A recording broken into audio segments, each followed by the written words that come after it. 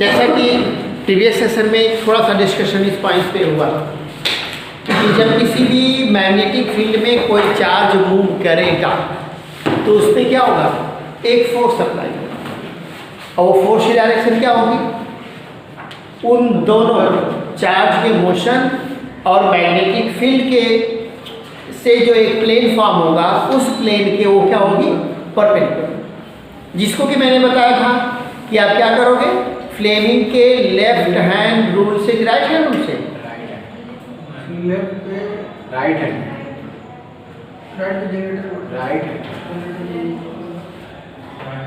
दो रूल है, आपने टेंथ में ही पढ़ा है, फ्लेमिंग लेफ्ट हैंड और Fleming right hand rule. Motor के लिए लेफ्ट हैंड रूल है और उसके लिए इंड्यूस्ड करंट के लिए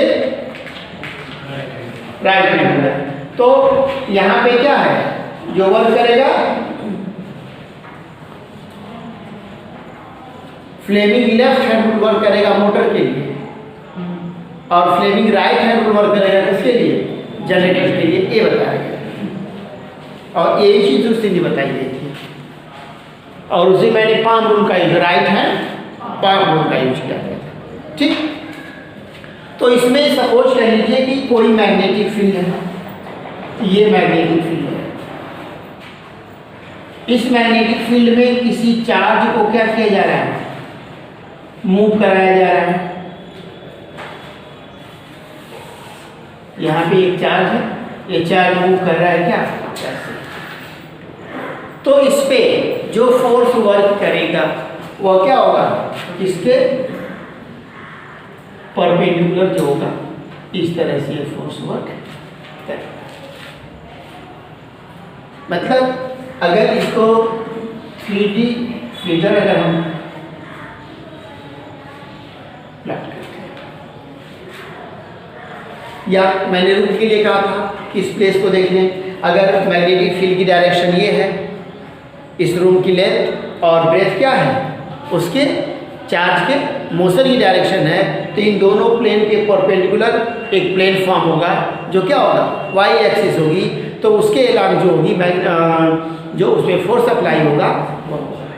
तो इसको डिमॉन्स्ट्रेट करने के लिए जो फोर्स वर्क करेगा उस पर, उस फोर्स का मैग्नीट्यूड जो होगा वो डायरेक्टली प्रोपोर्शनल होगा उस चार्ज के, क्या होगा, डायरेक्टली प्रोपोर्शनल होगा चार्ज के, कि वो चार्ज का मैग्नीट्यूड क्या है क्या नहीं है।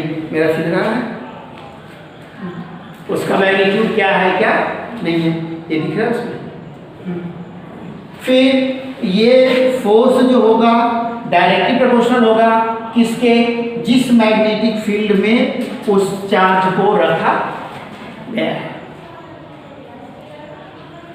और फिर वो फोर्स जो अप्लाई होगा डायरेक्टली प्रोपोर्शनल होगा कि how fast charge is moving in magnetic field. और एक चीज और है, इन दोनों के डायरेक्टली प्रोपोर्शनल होगा, लेकिन इसके कंपोनेंट, तो इस कंडीशन में F जो हो जाएगा क्यू वी, V या क्यू वी V के इक्वल होगा। ये कंडीशन कब बनेगी, तब जबकि ये कितने का है, ये परपेंडिकुलर 90 डिग्री का एंगल फॉर्म हो रहा है। तब अगर ये एंगल 90 डिग्री का फॉर्म नहीं हो रहा है तो उस कंडीशन में ये वैल्यू जो होगी उसके इक्विवेलेंट नहीं। अगर ये थीटा एंगल पे वर्क कर रहा है, ठीक, तो वहां पे क्या होगा, ये साइन थीटा भी आ जाएगा। जिसमें फोर्स है तो उसकी डायरेक्शन क्या होगी, यूनिट वेक्टर एंड कैप होगा। जब ये एंगल क्या है, थीटा हो जाए इसके बीच में, तब दैट मीन्स अगर कोई मैग्नेटिक फील्ड ये है, इस पे थीटा एंगल पे ये क्या मूव कर रहा है, कोई चार्ज मूव कर रहा है वी वेलोसिटी से, तो इससे एक प्लेन फॉर्म हुआ, ये एक प्लेन फॉर्म हुआ ना। तो इस प्लेन के परपेंडिकुलर जो होगा, जो फोर्स उस पे अप्लाई होगा वो क्या होगा, उस प्लेन के परपेंडिकुलर। अब देखिए ये थीटा एंगल जो फॉर्म होगा ये पॉजिटिव डायरेक्शन में होगा, नेगेटिव डायरेक्शन में नहीं होगा। तो ये वैल्यू क्यों साइन थीटा हुई, साइन थीटा की वैल्यू जब 90 डिग्री होगी तो वैल्यू क्या हो जाएगी, 1। तो वहाँ पे हम इस फोर्स की डायरेक्शन को डिमॉन्स्ट्रेट कर सकते हैं। कैसे करेंगे? फ्लेमिंग के लेफ्ट हैंड रूल। तो फ्लेमिंग का लेफ्ट हैंड रूल उस पर डिस्कस किया गया था। When we stretch our left hand, middle finger, forefinger and thumb mutually perpendicular to each other and forefinger show the direction of magnetic field, middle finger show the direction of the motion of the charge, then thumb will represent the force applied on the moving charge। अब इसके regarding generally आप देख सकते हैं, वहाँ पे था 10th class में, तो जो मिडिल फिंगर थी वो किसको रिप्रेजेंट कर रही थी? करंट को। किसको रिप्रेजेंट कर रही थी? करंट को रिप्रेजेंट कर रही थी। तो यहाँ पे चार्ज मूव कर रहा है। इसके पहले वाले चैप्टर में हम लोगों ने पढ़ा है क्या कि स्टेशनरी चार्ज की ड्यू टू, किसके ड्यू टू? स्टेशनरी चार्ज की ड्यू टू, मतलब मैग्नेटिक फील्ड क्रिएट हो रही है तो मूविंग चार्ज की ड्यू टू हो रही है, करंट की ड्यू टू। तो करंट का फ्लो कब होगा? जब चार्ज में मूवमेंट होगा तब। स्टेशनरी चार्ज है तो उसके ड्यू टू क्या होगा? करंट फ्लो नहीं होगी। जैसे कोई कंडक्टर है, एक कंडक्टर को किसी भी पोटेंशियल से कनेक्ट करेंगे तो हाई पोटेंशियल और लो पोटेंशियल होगा।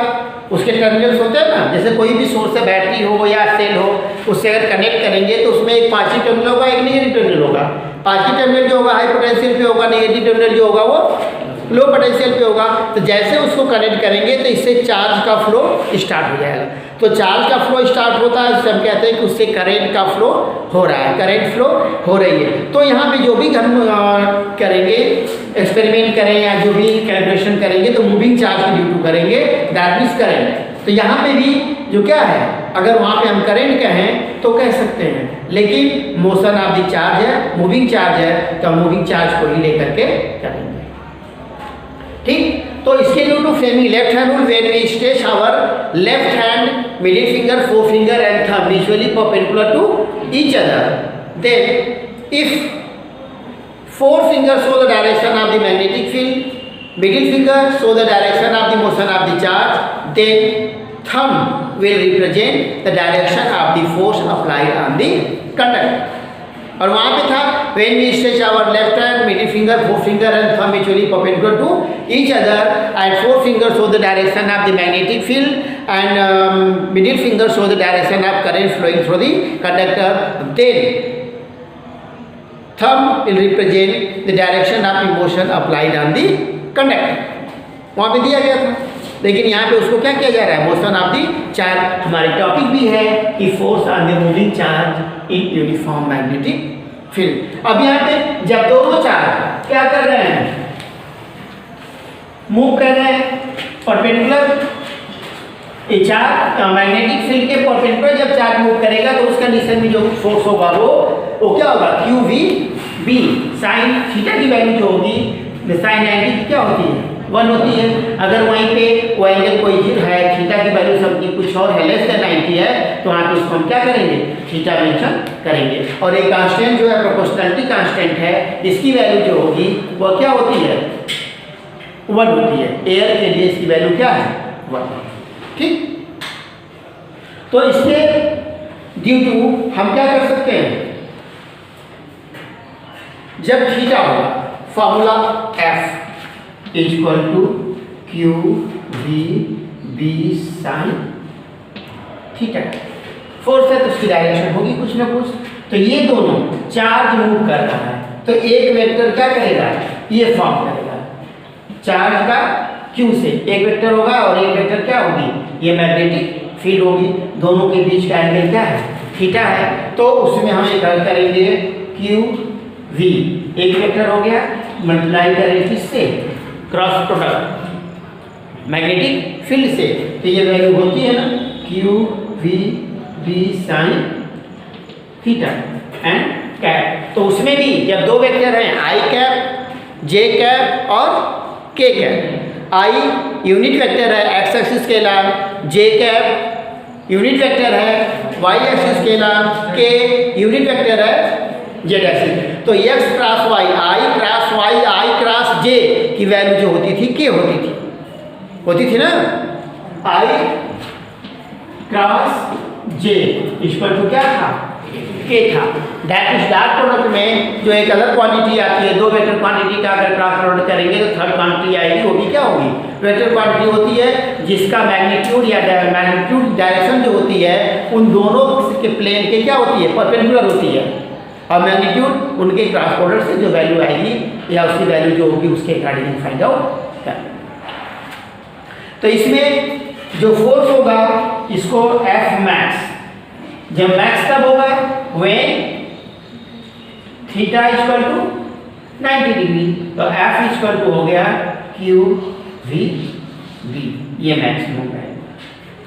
अगर कोई एंगल थीटा है, अगर दोनों क्या है, सेम डायरेक्शन में है, अगर कोई भी चार्ज मैग्नेटिक फील्ड के डायरेक्शन में फ्लो कर रहा है, मूव कर रहा है, तो उस पर कोई भी फोर्स वर्क नहीं करेगा। ये क्लियर हो? अब इसके लिए हम क्या कर सकते हैं, मैग्नेटिक फील्ड के लिए फैक्टर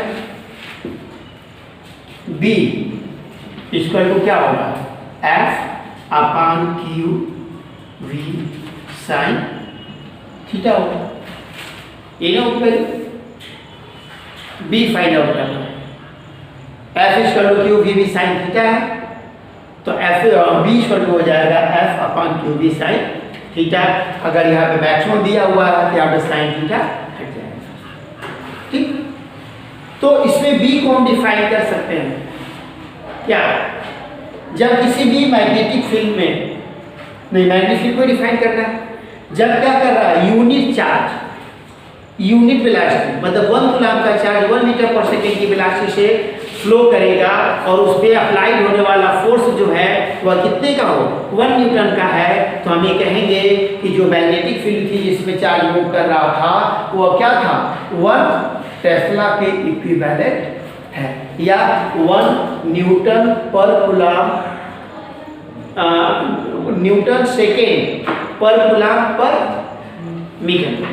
क्यों? क्योंकि देखिए यहाँ पे न्यूटन हो गया, कूलम्ब हो गया, अब इसकी वैल्यू मीटर पर सेकेंड, ये सेकेंड कहाँ चला जाएगा, ऊपर चला जाएगा, न्यूटन सेकेंड पर कूलम्ब पर मीटर, या उसको हम टेस्ला कर सकते हैं, यहाँ पे इसके फॉर्म में ये वैल्यू हुई, या उसको डिफाइन कर सकते हैं, if a charge of 1 coulomb moving with the velocity of 1 metre per second perpendicular to a uniform magnetic field experience of 1 Newton of the force, then magnitude of the magnetic field be 1 Tesla. इसकी equal होगी 1 Tesla. तो 1 Tesla equal to Gauss की होती है, magnetic field की एक unit क्या होती है, जी से रिप्रेजेंट करते हैं, टेस्ला टी से है, टी और उसके बाद second ampere, metre ampere magnetic gauss होती है, एक होती है टेस्ला और बेबलिस ना गॉस। तो 1 टेस्ला इक्वल टू होता है 10 टू द पावर 4 गॉस। जैसे मीटर और सेंटीमीटर है वैसे ही गॉस जो है उसकी क्या है, स्मॉलर यूनिट है, ठीक। अब इसके बाद अगर इसकी हम डायमेंशन के बारे में करें, यूनिट तो आ गई, डायमेंशन को भी लिख सकते हैं। तो डायमेंशन के लिए इसकी न्यूटन की डायमेंशन क्या होगी, एम एल टी की पावर -2, ये क्या है, सेकेंड है, तो टी हो गया, डिवाइडेड बाय कूलम्ब, कूलम्ब को क्या लिख सकते हैं, DA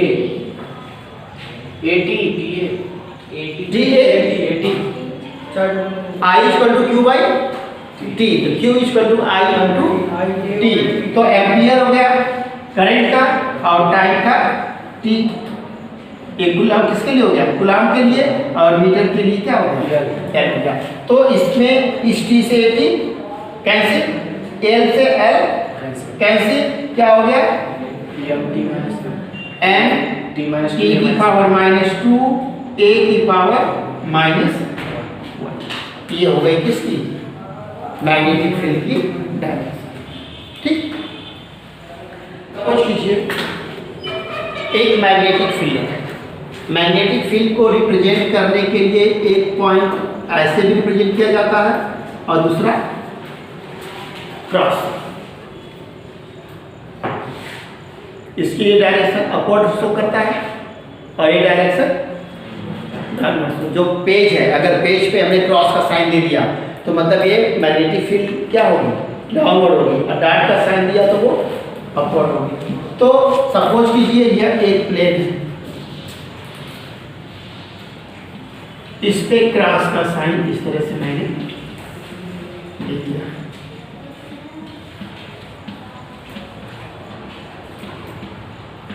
जब क्रॉस का साइन दिया, दैट इज मैग्नेटिक फील्ड होगी इस प्लेन के परपेंडिकुलर।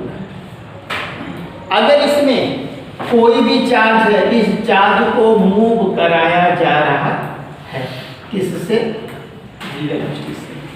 तो यहाँ पे चार्ज की वेलोसिटी और मैग्नेटिक फील्ड दोनों क्या है? एक दूसरे के परपेंडिकुलर है। एक दूसरे क्या है? परपेंडिकुलर है। मतलब मैग्नेटिक फील्ड नीचे, मैग्नेटिक फील्ड क्या है? नीचे। जैसे अगर प्लेन हम इस तरह से लेते हैं, सपोज कर लीजिए कि इस टेबल को मैंने प्लेन ले लिया, तो मैग्नेटिक फील्ड किधर हो गई? डाउनवर्ड हो गई। तो मैग्नेटिक फील्ड 4 फिंगर ये हो गया। चार्ज मूव कर रहा है इधर, किधर मूव कर रहा है? इस डायरेक्शन में। तो फोर्स किधर होगा? इधर होगा। फोर्स किधर होगा? इधर होगा। तो इस पे अगर हम करते हैं, सपोज कर लीजिए कि जो चार्ज मूव कर रहा है उसका मास क्या है? Left.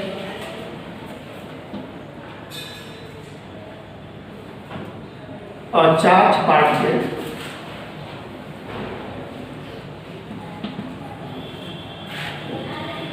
Having charge plus q and mass क्या? m, moving perpendicular to a uniform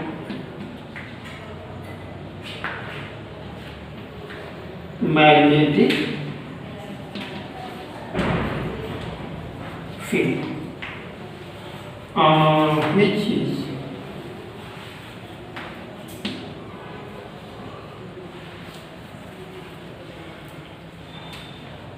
perpendicularly downward the plane। ठीक, चार्ज मूव कर रहा है मैग्नेटिक फील्ड के परपेंडिकुलर। अगर इसको हम चार्ज की मोशन की डायरेक्शन ये है और मैग्नेटिक फील्ड क्या है? इस पे अंदर की ओर, यही ना है। फिगर क्या बन रहा है? ये बन रहा है। देखिए मैग्नेटिक फील्ड अंदर की ओर है ना, और ये मोशन इधर की ओर। तो जो उस पर फोर्स वर्क करेगा वो किधर वर्क करेगा? इधर। तो इस कंडीशन में कॉन्टिन्यूअस फोर्स उस पर वर्क करेगा। जब कॉन्टिन्यूअस फोर्स वर्क करेगा तो ये पार्टिकल जो होगा एक सर्कुलर पाथ को एक्वायर करेगा। क्या करेगा? एक सर्कुलर, उस मैग्नेटिक फील्ड में एक सर्कुलर पाथ को क्या करेगा? एक्वायर करेगा। क्यों? पार्टिकल मूव कर रहा है। 11th में आपने प्रोजेक्टाइल मोशन पढ़ा है। किसी भी ऑब्जेक्ट को परपेंडिकुलर हॉरिजॉन्टल वेलोसिटी से थ्रो किया जाता था या वर्टिकल वेलोसिटी से थ्रो किया जाता था, तो क्या करता था? जो ग्रेविटेशनल फोर्स वर्क करता था उसकी ड्यू टू कॉन्टिन्यूअस उसकी डायरेक्शन क्या होती थी? चेंज होती थी। सेम कंडीशन यहाँ पे भी होगी। जब फील्ड की डायरेक्शन उधर है, मोशन इधर हो रही है, जिसकी ड्यू टू जो फोर्स वर्क करेगा वो फोर्स क्या करेगा? इसकी जो मोशन को कॉन्टिन्यूअसली क्या करेगा? चेंज करेगा। वो कॉन्टिन्यूअसली चेंज करेगा तो भी वेलोसिटी जो होगी वो क्या होगी? हमेशा मैग्नेटिक फील्ड के परपेंडिकुलर, वो कभी चेंज नहीं होगी। क्यों? क्योंकि मैग्नेटिक फील्ड सपोज करिए एक आयरो को पूरा ऐसे ऐसे क्या किया, चुभा दिया, और उसमें इसके परपेंडिकुलर एक चार्ज को मूव करा है, तो चार्ज मूव करेगा ऐसे, तो जब मूव करेगा तो इससे फोर्स अंदर किधर होगा, तो जब फोर्स वर्क खींचेगा इधर की ओर, तो बॉडी क्या होगी, सीधे इधर न जा करके क्या होगी, हल्का सा उसमें टर्न होता चला जाएगा। तो टर्न होता चला जाएगा तो कंटिन्यूअस एक यूनिफॉर्म मैग्नेटिक फील्ड में है। अगर मैग्नेटिक फील्ड यूनिफॉर्म नहीं होती तो जो फोर्स होता वो भी यूनिफॉर्म नहीं होता, तो वो एग्जैक्टली सर्कुलर पाथ को एक्वायर नहीं करता। लेकिन यहाँ पे जो मैग्नेटिक फील्ड है वो यूनिफॉर्म है, चार्ज फिक्स है, तो जो फोर्स लगेगा उसका भी मैग्नीट्यूड जो होगा वो हमेशा क्या होगा, सेम होगा। दैट इज सर्कुलर पाथ को एक्वायर करेगा। तो जो इस पे फोर्स वर्क करेगा इस सर्कुलर पाथ पे, इसकी वैल्यू जो होगी क्यू वी बी, क्या होगी, क्यू वी बी, जहाँ पे क्यू चार्ज है, बी उसकी वेलोसिटी है, और बी यूनिफॉर्म मैग्नेटिक फील्ड का मैग्नीट्यूड। थीटा साइन थीटा इसलिए मेंशन किया गया क्योंकि बॉडी मूव कर रही है, तो उसकी वेलोसिटी में और मैग्नेटिक फील्ड के बीच का एंगल जो है थीटा जो है वो कितना है, 90 डिग्री। अब देखिए जब ये बॉडी सर्कुलर पाथ में मूव कर रही है तो वो एक उस पोजीशन पे बने रखने के लिए वो क्या होगी, उस पर एक फोर्स वर्क करेगा। जब कोई भी बॉडी सर्कुलर पाथ में मूव करती है तो उस पर एक सेंट्रीपिटल फोर्स भी वर्क करता है। सेंट्रीपिटल और सेंट्रीफ्यूगल दो फोर्स।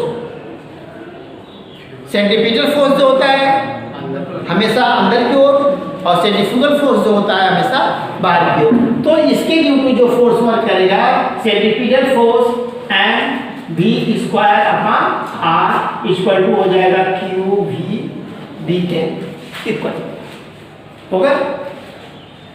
अब v दोनों में सेम है, जिस वेलोसिटी से मूव कर रहा है वही वहां पे बन रहा है b, तो वहां पे v की वैल्यू क्या होगी, और ये क्या देखिए मास है पार्टिकल का, जो चार्ज पार्टिकल का m क्या है, उसका मास है। जिस वेलोसिटी से मूव कर रहा था वो वेलोसिटी है, r क्या है, जब वो सर्कुलर पाथ में मूव करना शुरू करेगा तो उस सर्कुलर पाथ की एक रेडियस होगी, वो रेडियस क्या है, यहाँ पे क्यू भी क्वेश्चन समझ रहे हैं क्या है।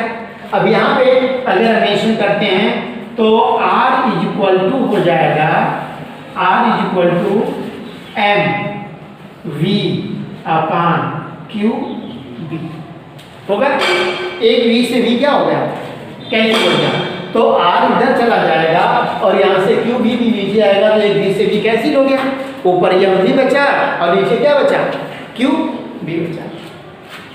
अब इसके बाद जो सर्कुलर पाथ है उसकी रेडियस को हम क्या कर सकते हैं, इससे कैलकुलेट कर सकते हैं कि जो भी सर्कुलर पाथ एक्वायर किया गया है तो उस सर्कुलर पाथ की रेडियस क्या है, रेडियस को हमने फाइंड आउट कर लिया। जब रेडियस फाइंड आउट हो गई तो उसकी वेलोसिटी हमें मालूम है किस वेलोसिटी से जा रहा है, तो उसको वन साइकिल कंप्लीट करने के लिए जो टाइम पीरियड होगा वह क्या होगा, time period t equal to 2 pi r upon v होगा, ये होगा। यहाँ पे अगर मेंशन कर दें तो if particle completed 1 round in t second, तो t equal to 2 pi r by v, तो r की वैल्यू आपको मालूम है 2 पाई, इसकी जगह क्या लिखेंगे m v upon q b into v, ये दोनों कैंसिल, ये क्या हो जाएगा 2 pi m divided by q B, ये किसके लिए एक फॉर्मूला होगा उसकी टाइम पीरियड के लिए। अगर उसकी फ्रीक्वेंसी फाइंड आउट करनी है, क्या फाइंड आउट करनी है, फ्रीक्वेंसी फाइंड आउट करनी है। फ्रीक्वेंसी n से भी इंडिकेट करते हैं या f से भी इंडिकेट करते हैं, दोनों से न्यू। यहाँ पे n नहीं पढ़ते हैं, इसको क्या पढ़ते हैं, न्यू पढ़ते हैं, ये थोड़ा सा नीचे करते हैं। ये वैल्यू होती है 1 बाई टी। जब इसको भी इसको करेंगे तो फ्रीक्वेंसी की वैल्यू हो जाएगी q B divided by 2 m time लिखें चाहे 2 पाई टाइम लिखें, ये उसकी फ्रीक्वेंसी। ठीक। अब इसके बाद ये तो कंडीशन कब बन रही है, तब बन रही है जब कि जो चार्ज पार्टिकल है वो क्या कर रहा है, मैग्नेटिक फील्ड के परपेंडिकुलर मूव कर रहा है। ठीक। सेकेंड कंडीशन बनेगी जब ये कंडीशन किसके थी, V परपेंडिकुलर टू B, और सेकेंड बनेगी V is not perpendicular to B, कोई दूसरे के परपेंडिकुलर नहीं। जब एक दूसरे के परपेंडिकुलर नहीं है तो वहां पे QVB जो फोर्स होगा QVB साइन थीटा हो जाएगा। क्या हो जाएगा, साइन थीटा। हर जगह वो साइन थीटा क्या होगा, यहाँ पर भी साइन थीटा हो जाएगा, यहाँ पे साइन थीटा हो जाएगा, यहाँ पे साइन थीटा आ जाएगा। हर जगह जो जहाँ पे QB है वहाँ पे क्या होगा, साइन थीटा भी ऐड हो जाएगा। उसके रिगार्डिंग आप इसको फाइंड आउट कर सकते हैं। उस कंडीशन में जब कि वो उसके परपेंडिकुलर नहीं है, तो उस कंडीशन में एक सर्कुलर पाथ एक्वायर करेगा, लेकिन वह कंटिन्यूअस जो होगा एक ही पाथ पे मूव नहीं करेगा, वो पाथ से ऐसे ऊपर की ओर उठता हुआ चलेगा। क्या करेगा, ऊपर की ओर, या डायरेक्शन को जब चेंज कर देंगे मोशन की या मैग्नेटिक फील्ड की, तो ऊपर या नीचे की ओर मूव करना शुरू करेगा। ठीक। क्यों, क्योंकि जब से जैसे अगर थीटा की वैल्यू क्या है, चेंज है, तो थीटा क्या होगा, कंटिन्यूसली उसमें उसकी वैल्यू क्या होगी, चेंज हो सकती है। तो उसके ड्यू टू वो वैल्यू जो होगी वो क्या होगी, वैल्यू करती चली जाएगी। QB VB जो होगा, दो कंपोनेंट होंगे उसके, एक्स कंपोनेंट और वाई कंपोनेंट। अगर थीटा डायरेक्शन पे है तो दो कंपोनेंट होंगे ना, एक एक्स और एक वाई होगा, तो एक्स जो होगा उसके परपेंडिकुलर हो जाएगा, और जो वाई कंपोनेंट जो होगा परपेंडिकुलर हो जाएगा, और एक्स कंपोनेंट जो होगा वो क्या होगा, उसकी डायरेक्शन में होगा। तो उसकी जो उसकी वेलोसिटी होगी, एक स्ट्रॉन्ग पाथ वो करेगा, इस तरह से राउंड करते हुए ऊपर की ओर क्या करेगा, बढ़ेगा, स्ट्रोल करते हुए नीचे की ओर जाएगा। अगर हम काइनेटिक एनर्जी के लिए फॉर्मूला फाइंड आउट कर सकते हैं, करें इसके लिए काइनेटिक एनर्जी कि उस पार्टिकल की काइनेटिक एनर्जी क्या होगी जो क्या कर रहा है, v वेलोसिटी से मूव कर रहा है। तो काइनेटिक एनर्जी के लिए फार्मूला आप जानते हो, k = हाफ mv²। तो v को की वैल्यू को आप यहां से क्या कर सकते हो, प्लेस कर सकते हो, उससे फॉर्मूला आ जाएगा।